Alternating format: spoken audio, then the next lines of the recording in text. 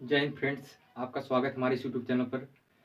जैसा कि दोस्तों अभी जो एग्ज़ाम हो रहे हैं मतलब कि ऐसी परीक्षाएँ जिनमें हिंदी सब्जेक्ट से क्वेश्चन आते हैं, उसमें जो हिंदी के अन्य टॉपिक हैं उसी में से एक टॉपिक है अलंकार, जिसमें से अधिक क्वेश्चन आने की संभावना बनी रहती है। जैसा कि अभी हाल ही में यूपीएसआई, यूपी पुलिस का जो एग्ज़ाम हुआ है उसमें भी अलंकार के प्रश्न आए हैं और मतलब कि अन्य बहुत सारे टॉपिक के प्रश्न आए हैं। आए हैं जिसका नाम है अलंकार। आज इसी के बारे में पढ़ेंगे और इसके सभी प्रकारों के बारे में और जिसके अन्य उप प्रकार हैं उनके बारे में भी जानेंगे और उनको भी अच्छी तरीके से पढ़ेंगे उदाहरण सहित। और मित्र, मैं आपको इस वीडियो में मतलब कि अगर आप किसी अलंकार की परिभाषा नहीं जानते हैं उसके बाद भी ऐसी-ऐसी ट्रिक बताऊँगा जिससे आप जो क्वेश्चन पेपर आएगा उसमें आप देखते ही यार आप उसको तुरंत हल कर लोगे, तुरंत ट्रिक लगा दो कि हाँ भाई यही सही है। ऐसी-ऐसी ट्रिक बताऊँगा, बस आप वीडियो में लास्ट तक बने रहिएगा। ठीक है मित्र? तो चलिए वीडियो को शुरू करते हैं। तो सबसे पहले जान लीजिए अलंकार क्या होता है। अलंकार की परिभाषा जान लेते हैं। इसको पहले मतलब पारिभाषिक रूप से जानते हैं, उसके बाद इसको व्यवहारिक दृष्टि से भी समझेंगे। ठीक है मित्र?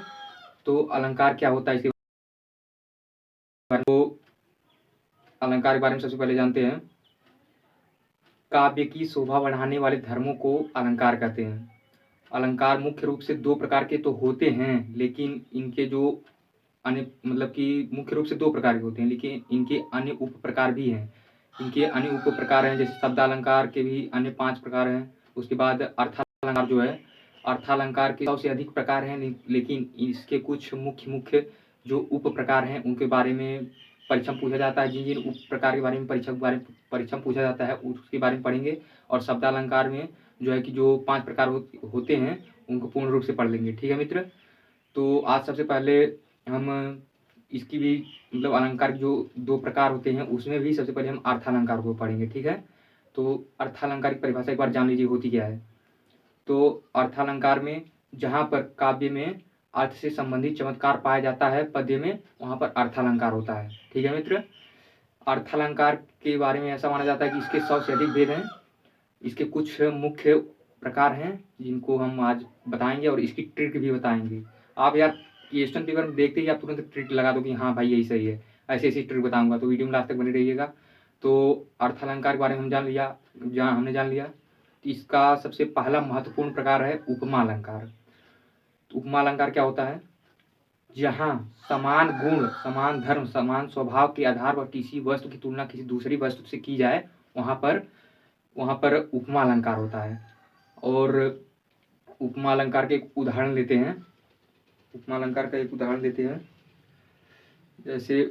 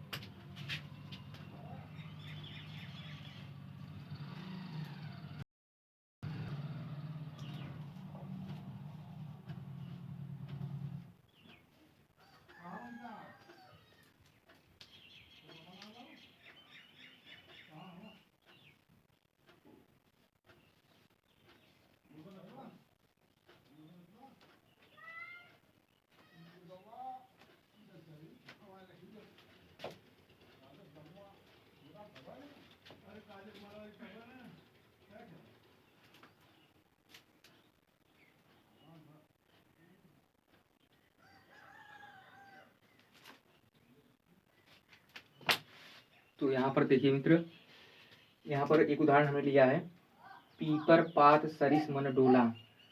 तो ये तो वाक्य है, ठीक है? इसकी परिभाषा एक बार सुनिए क्या है, इसकी परिभाषा क्या कहती है अर्थालंकार के उपमा प्रकार की।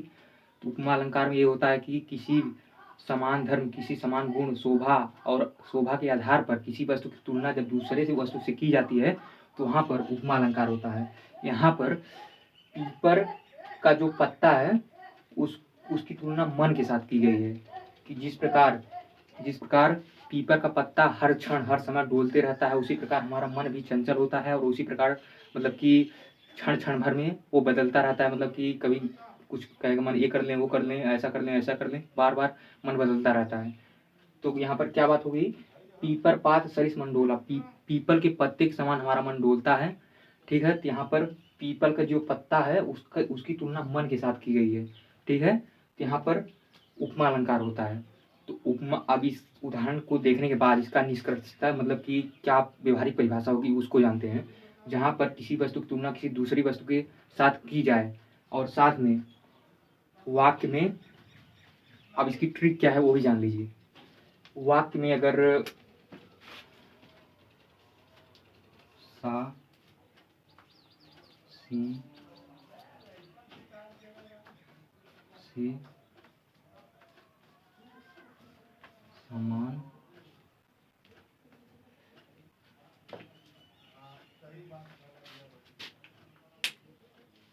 इस तरीके का वाक्य है। पीपर पात सरिस मंडोला, मतलब ऐसे वाक्य जिसमें कहीं पर भी योजक चिन्ह लगा हो या फिर योजक चिन्ह नहीं लगा है तो भी सा सी से समान सम आए तो वह अलंकार उपमा अलंकार होगा 100%। आप पेपर में आप जब भी देखिएगा कहीं पर सा सी से समान सम आए, तुरंत यार उपमा अलंकार मार दीजिएगा, वो 100% सही है। ठीक है, यहाँ पर आपको परिभाषा याद करने की जरूरत नहीं है, बस केवल आप इन चिन्हों को, इन प्रतीकों को, मतलब कि ये जो कुछ शब्द हैं इनको याद कर लीजिए, बस आपका हो गया। आपकी उपमा अलंकार की परिभाषा याद करने की जरूरत नहीं है, बस इतना ही काफी है। ठीक है मित्र, तो ये हो गया उपमा उपमा अलंकार की परिभाषा। ठीक है मित्र, अब इसके बाद हम पढ़ेंगे रूपक अलंकार। ठीक है,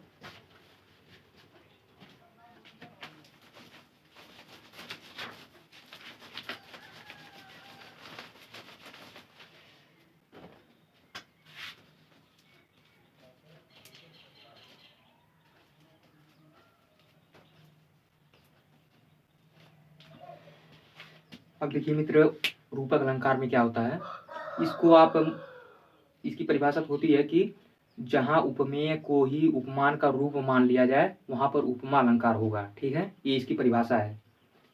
पारिभाषिक रूप से इसकी परिभाषा होगी, जहां पर उपमेय को ही उपमान मान लिया जाए वहां पर रूपक अलंकार होगा। आप इस तरीके से समझिए कि इसको, मतलब कि कोई चीज जो रहे उसको पूर्ण रूप से, किसी वाक्य में कोई ऐसा पद आ गया जहां पर किसी वस्तु को पूर्ण रूप से वही वस्तु मान लिया जाए वहां पर रूपक अलंकार होगा। ठीक है, मतलब कि इसका अर्थ आप समझ लीजिए, किसी वाक्य में एकता वाली बात करें, मतलब कि किसी वस्तु को किसी दूसरी वस्तु को कोई और वस्तु पूर्ण रूप से मान लिया जाए, हाँ ये वाली वस्तु यही है। ठीक है, तो वहां पर रूपक अलंकार होगा। मतलब कि जैसे मान लीजिए, एक उदाहरण लेते हैं।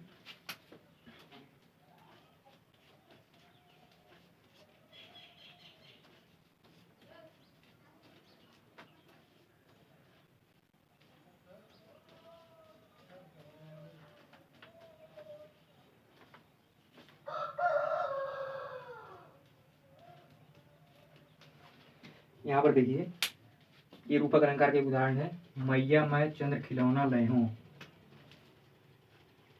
ठीक है, यहाँ पर क्या कहा है, मैया मैं चंद्र खिलौना लय हूं। यहाँ पर जो चंद्रमा होता है उसको खिलौने के रूप में मान लिया गया है पूर्ण रूप से। यहाँ पर चंद्रमा को खिलौना पूर्ण रूप से मान लिया गया है, इसलिए यहाँ पर रूपक अलंकार होगा। रूपक अलंकार का अर्थ होता है एकता, मतलब कि किसी भी चीज को एक कर दिया जाए, वहां पर रूपक अलंकार होगा। ठीक है, मैया मैं चंद्र खिलौना लय हूं, यहाँ पर चंद्रमा को खिलौना मान लिया गया है। अब इसकी ट्रिक क्या है वो भी देख लीजिए। रूपक अलंकार में जहां जहां भी किसी दो शब्दों के बीच योजक चिन्ह लगा है और इस वस्तु को पूर्ण रूप से दूसरी वाली वस्तु मान लिया गया है, वहां पर रूपक अलंकार होगा। ठीक है मित्र, और एक और उदाहरण लेते हैं, समय सिंधु है भारी।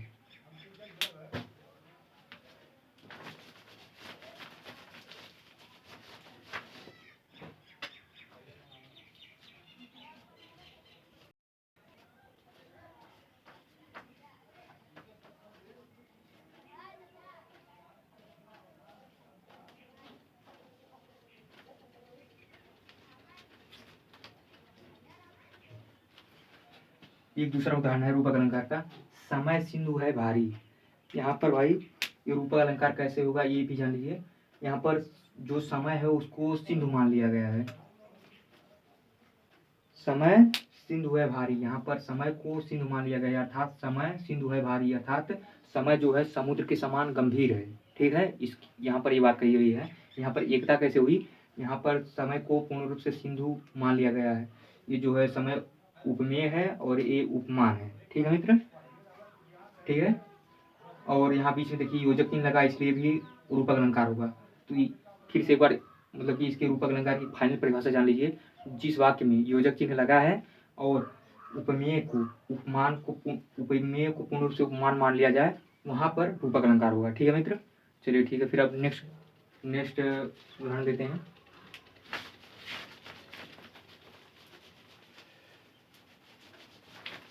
इसके बाद हम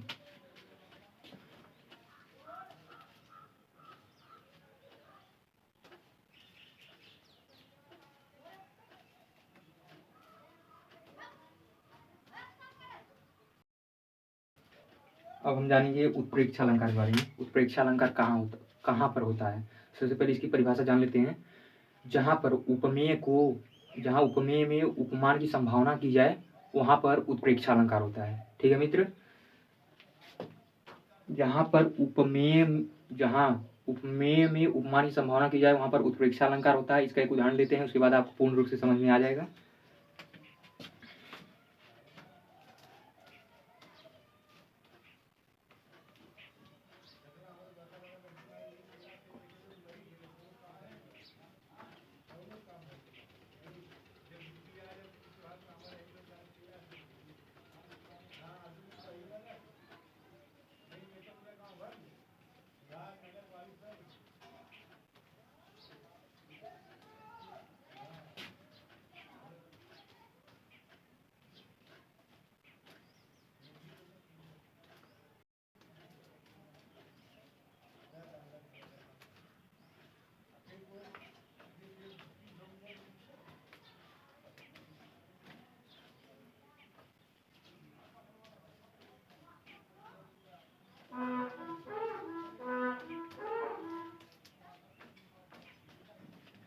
मित्र, जो ये वीडियो में थोड़ी सी देरी हो रही है लिखने में, उसके लिए क्षमा चाहेंगे, लेकिन आपको समझाने के लिए बढ़िया से हम चाहते हैं कि आप इस वीडियो को देखने के बाद उसके बाद किसी भी वीडियो देखने की जरूरत आपको ना पड़े इस सब्जेक्ट को इस टॉपिक को लेकर। ठीक है मित्र, हम इस तरीके से पढ़ाना चाहते हैं, तो थोड़ी देरी हो रही है, इसके लिए क्षमा चाहेंगे।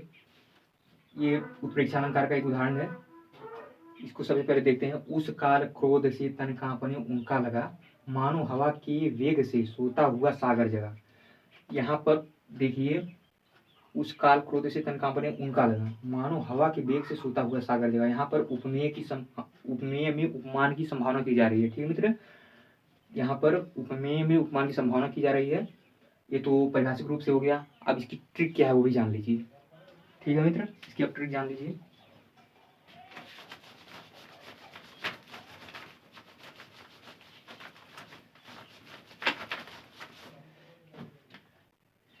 जहां पर भी जिस वाक्य में या फिर जिस पद में मनु, मनहु, मानो, जनु, जनहु, जानहु, इयु, त्यों आए, वहां पर उत्प्रेक्षा अलंकार होता है।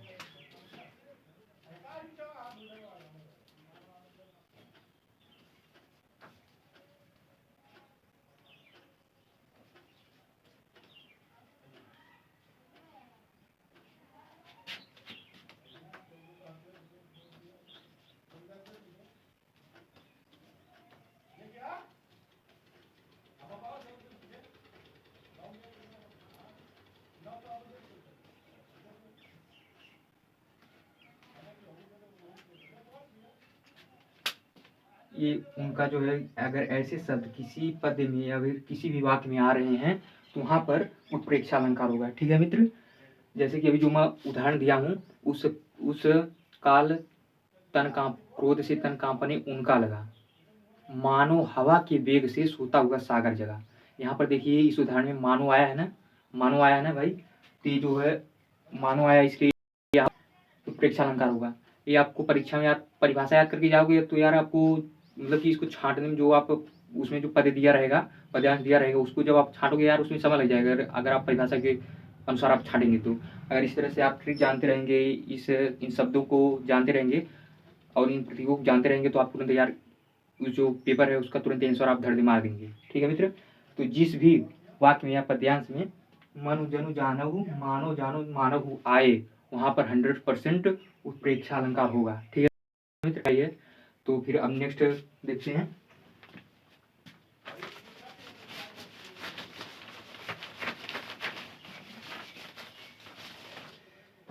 इसके बाद देखते हैं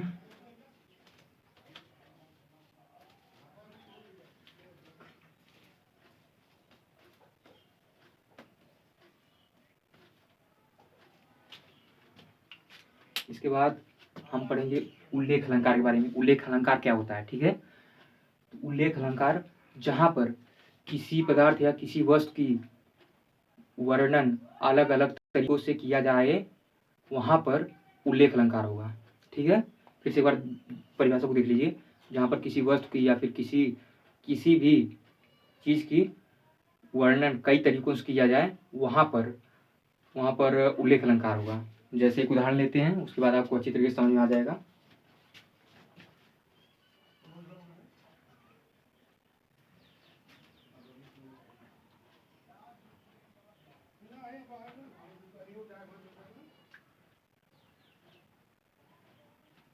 उल्लेख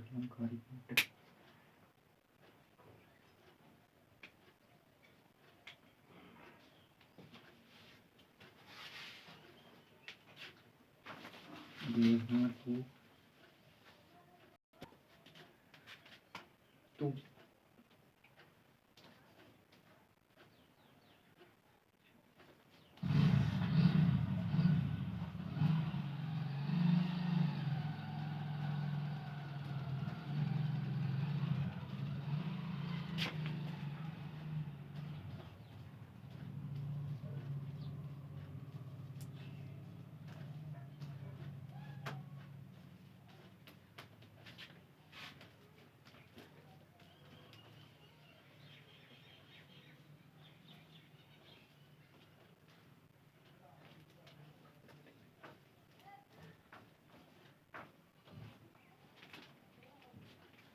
यहाँ पर भगवान के बारे में भगवान का उल्लेख किया गया है। किस प्रकार से इसका उल्लेख किया गया है वो भी जान लीजिए। दमक है किरण में, प्राण है जीवों में, सौंदर्य है प्रकृति में। यहाँ पर एक ही वस्तु की उल्लेख कई प्रकार से किया गया है।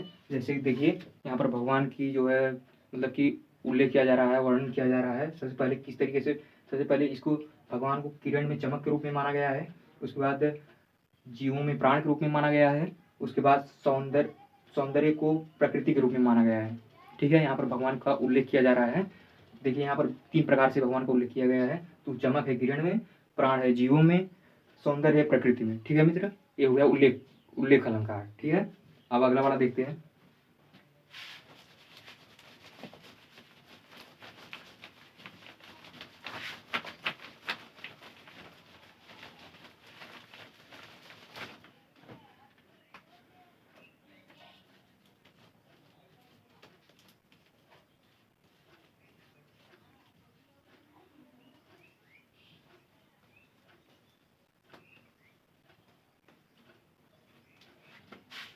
अब हम देखेंगे भ्रांतिमान अलंकार क्या होता है।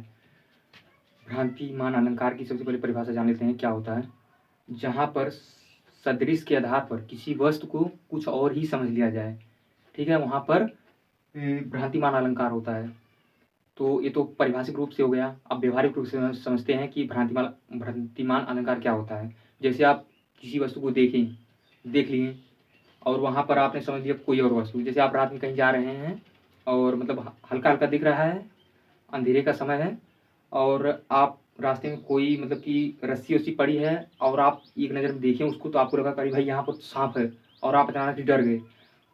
तो यहाँ पर आप डर तो गए लेकिन यहाँ पर वास्तविकता क्या है कि वो एक रस्सी पड़ी है जिसको आपने सांप समझ लिया है, ठीक है। तो यहाँ पर हमने क्या कर दिया है, हमको भ्रांति हो गई है, भ्रम हो गया है, ठीक है। यहाँ पर हमने देखा रस्सी को, समझ क्या लिया, सांप, ठीक है। तो यहाँ पर भ्रांतिमान अलंकार होगा।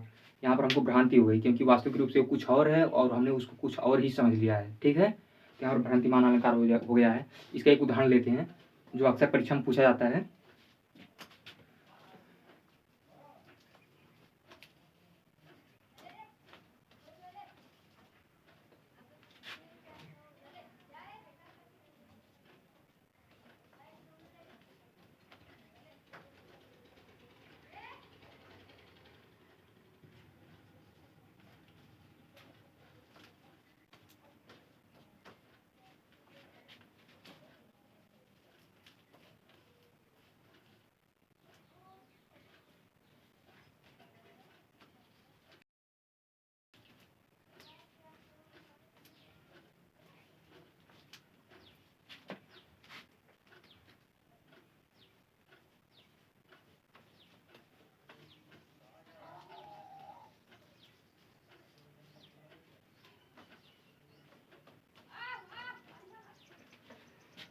यहाँ पर मित्र आप देख रहे हैं, यहाँ पर उदाहरण, मुन्ना तब देख देख दो चोटी, भाग उठा भय मानकर सर पर सांपिन लोटी।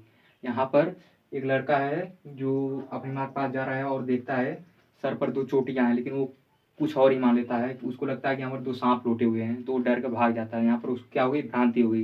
यहाँ पर भ्रांतिमान अलंकार होगा। ठीक है मित्र, अब अगला वाला देखते हैं।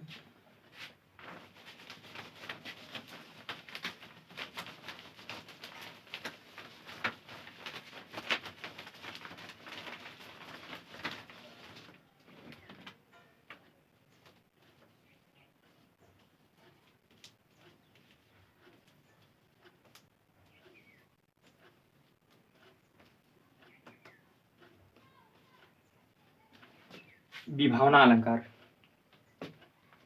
विभावना अलंकार क्या होता है, जहां पर आपको कर्म तो मतलब दिखे, लेकिन वहां पर कारण ना हो, कारण ना दिखे, वहां पर विभावना अलंकार होता है। जैसे मान लीजिए कि एक उदाहरण देते हैं, उसके बाद आपको समझ में आ जाएगा।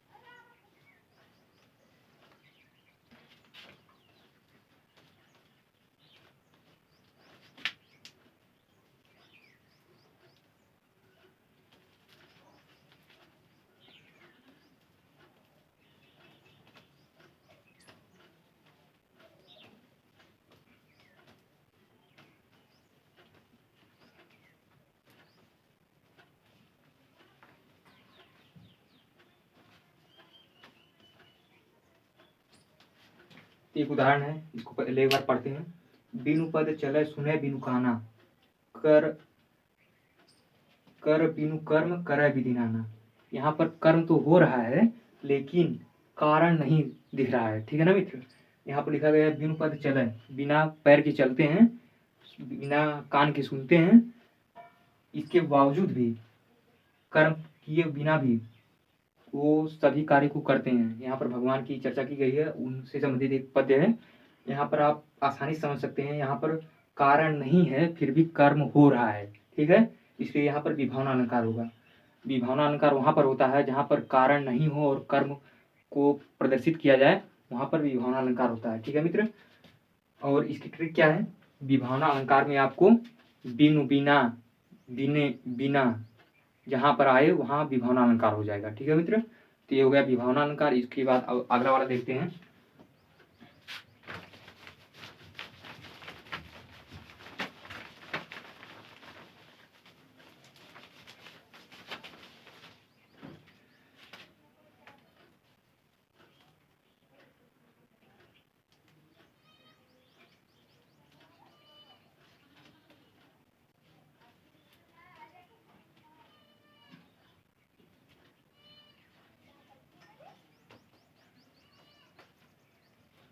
दृष्टांत अलंकार।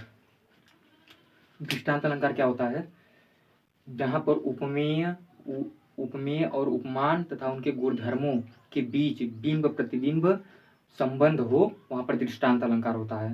मतलब कि इसको व्यवहारिक भाषा में इस तरीके से समझिए। पहले एक बार उदाहरण लेते हैं, उसके बाद, क्योंकि यार उदाहरण परिभाषा तो यार किताबी रूप में लिखी रहती है, उसको यार पढ़कर आप पूर्ण रूप से समझ नहीं सकते हैं जब तक कि आप व्यवहारिक भाषा में उसको ना समझें। ठीक है, तो उदाहरण लेते हैं, उसके बाद व्यवहारिक भाषा में एक बार आपको पूर्ण रूप समझाऊंगा, उसके बाद आप इस तरीके की जो है किसी भी प्रश्न का उत्तर दे सकते हैं। ठीक है, तो देखते हैं दृष्टांत अलंकार।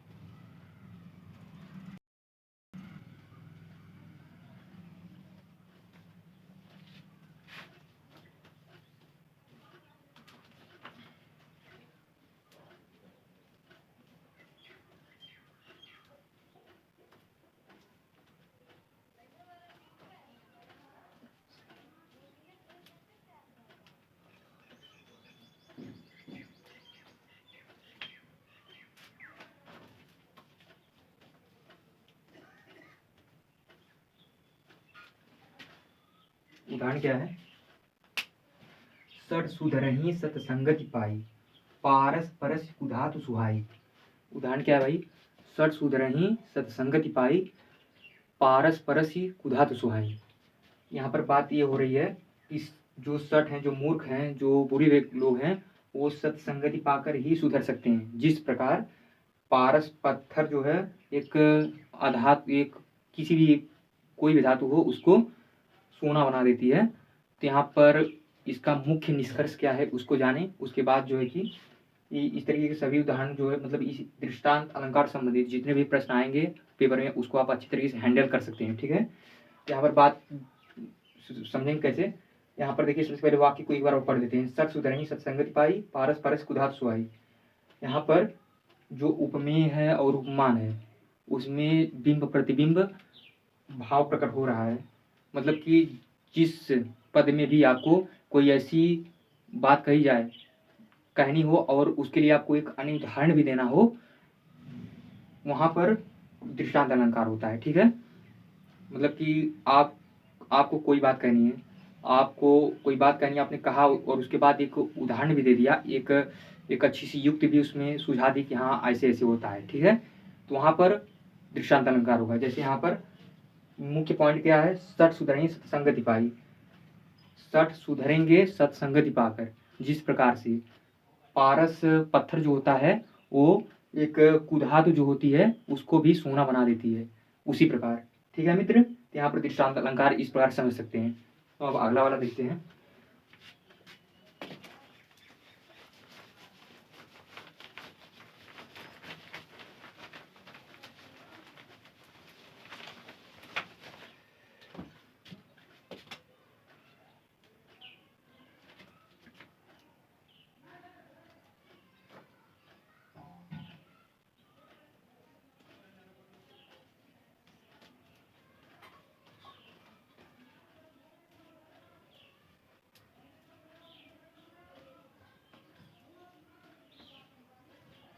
विशेषोक्ति अलंकार। ठीक है मित्र, विशेषोक्ति अलंकार का क्या होता है? जैसे कि जहाँ पर कारण, जिस पद्यांश में कारण तो दिखाई दे लेकिन कर्म उसमें नहीं दिखाई दे, वहाँ पर विशेषोक्ति अलंकार होता है। जैसे कि एक तो हमने बताया विभावना अलंकार। विभावना अलंकार में आपने देखा कि जो है कि वहाँ पर कारण नहीं होता है, वहाँ पर कर्म होता है। जहाँ पर कारण का प्रदर्शन ना किया जाए, जिस पद्यांश में कारण का प्रदर्शन ना किया जाए उसके स्थान पर कर्म का प्रदर्शन किया जाए, वहाँ पर विभावना अलंकार होता है। और जहाँ पर जिस पद्यांश में कारण का प्रदर्शन किया जाए लेकिन कर्म का प्रदर्शन नहीं किया जाए, वहाँ पर विशेषोक्ति अलंकार होता है। एक उदाहरण लेते हैं, उसके बाद आपको अच्छी तरह से समझ में आएगा भाई। देखिए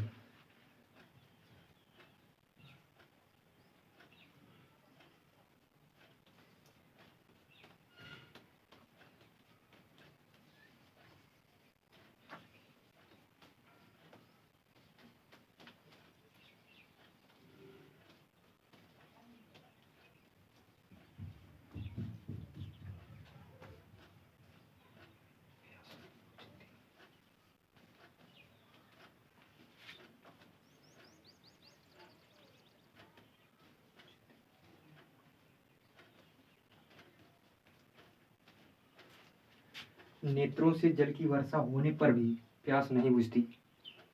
यहाँ पर क्या कह रहा है? नेत्र से तो जल की वर्षा हो रही है लेकिन जो मुख्य कार्य है प्यास वाली वो पूर्ण नहीं हो रही है, इसलिए विशेषोक्ति अलंकार हो जाएगा। ठीक है, तो विशेषोक्ति अलंकार को इस तरीके से जान सकते हैं, जहाँ पर कारण तो हो लेकिन कर्म नहीं हो, मुख्य कर्म जो हो वो ना हो पाए, वहाँ पर विशेषोक्ति अलंकार होगा। तो आपको अच्छे तरीके से समझ में आ गया होगा। तो मित्र ये कुछ उपमा अलंकार मतलब कि अर्थालंकार के भेद थे जिनको हमने कवर किया इस वीडियो में। उम्मीद है आपको अच्छी तरीके से समझ में आया भी होगा। तो मित्र, तो लास्ट में हम यही कहेंगे कि आप इसी तरीके से हमारी वीडियो देखते रहिए और सीखते रहिए और आगे बढ़ते रहिए।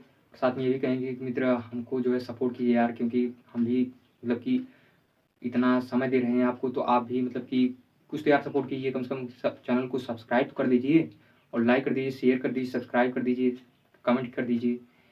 और बस इतना ही, मिलते हैं नेक्स्ट वीडियो, तब तक के लिए जय हिंद।